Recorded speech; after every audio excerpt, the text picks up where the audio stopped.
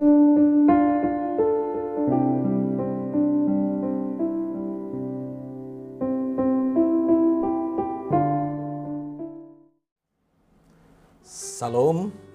selamat pagi, salam damai sejahtera untuk Bapak, Ibu, Saudara-saudari yang terkasih.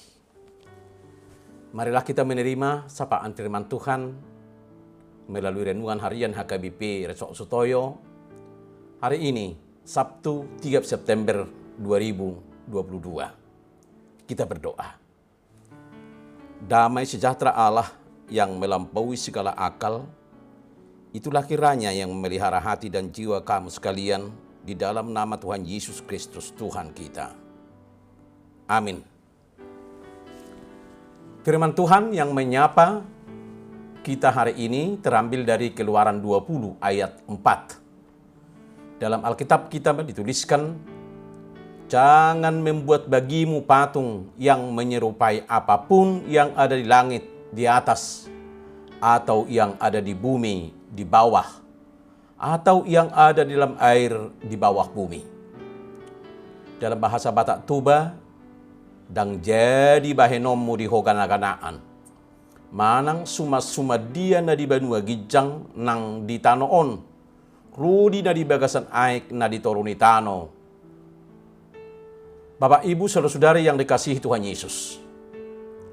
Nas kita hari ini adalah bahagian dari hukum pertama dan utama dari 10 perintah dalam hukum Taurat yang diucapkan dan diberikan Tuhan Allah orang Israel yang menuntunnya keluar dari tanah Mesir, dari tempat perbudakan, yang disampaikan kepada Musa untuk ditaati oleh bangsa Israel tak kala mereka sudah memasuki dan mendiami tanah Kanaan. Dalam pengajaran Tuhan Yesus, hukum Taurat itu disimpulkan menjadi 2 bagian, yaitu mengasihi Tuhan dengan segenap hati, dengan segenap jiwa, dan dengan segenap akal budi, dan mengasihi sesama manusia seperti mengasihi diri sendiri.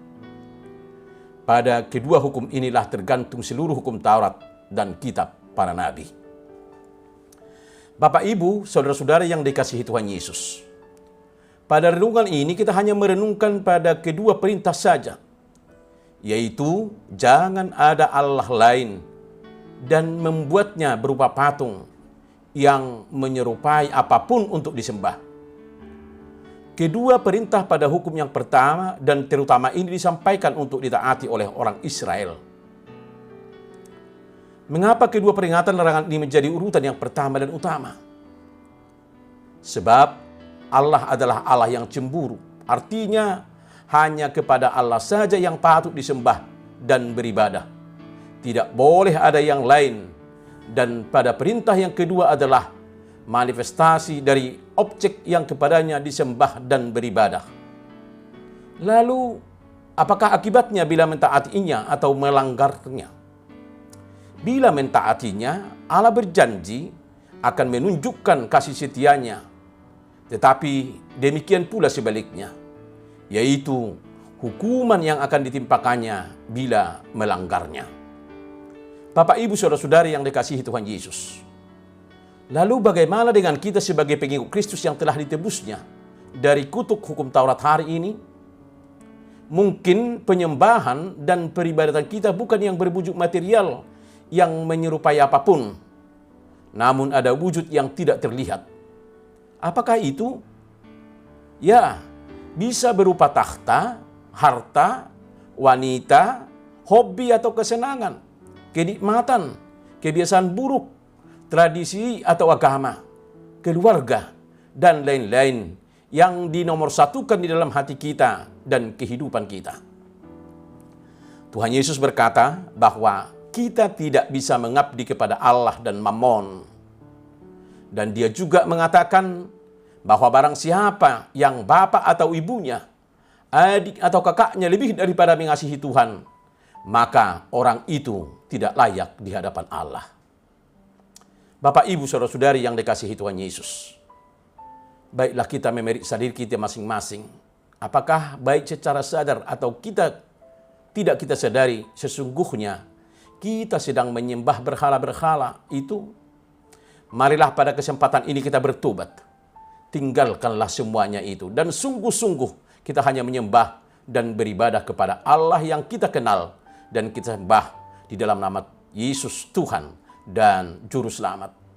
Hanya kepada Dia sajalah kita beriman, berharap, dan bergantung. Pusatkan dan fokuskan hidup kita hanya kepada Yesus.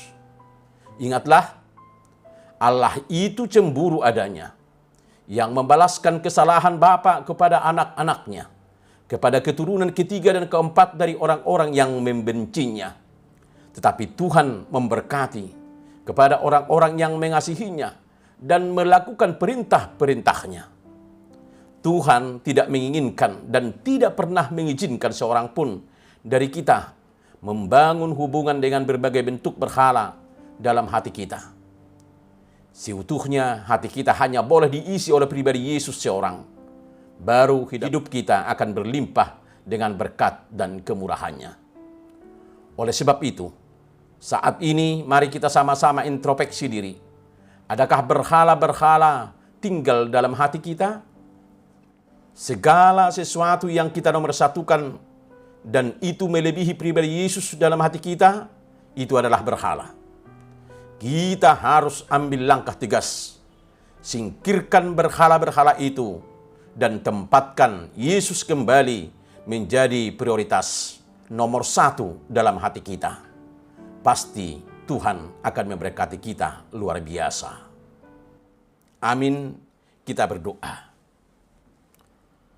Bapa di sorga yang kami kenal di dalam Yesus Kristus Tuhan kami. Engkaulah satu-satunya yang terutama dan yang pertama dalam hidup kami. Kami aman dan kami tenang di dalam Engkau. Kami tidak mau ditipu oleh dunia yang menawarkan kesenangan hanya sesaat saja. Biarlah hidup kami terus ada dalam anugerah dan kasih karunia-Mu. Terima kasih Tuhan. Di dalam nama Tuhan Yesus kami berdoa.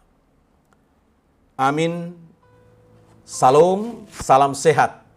Selamat menunaikan tugas dan panggilan kita di dalam fokus dan prioritas dalam pribadi Yesus Kristus. Tuhan memberkati. Immanuel.